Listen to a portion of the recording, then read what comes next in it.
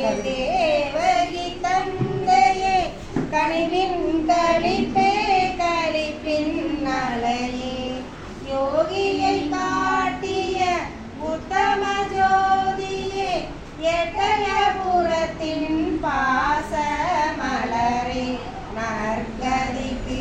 வழி காட்டினாய் நீயே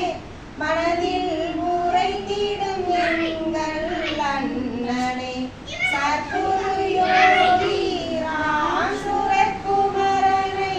காட்டிய எங்கள் விஜயகுமாரனே வாழிய இளசையின் யோக நற்பிலம்பே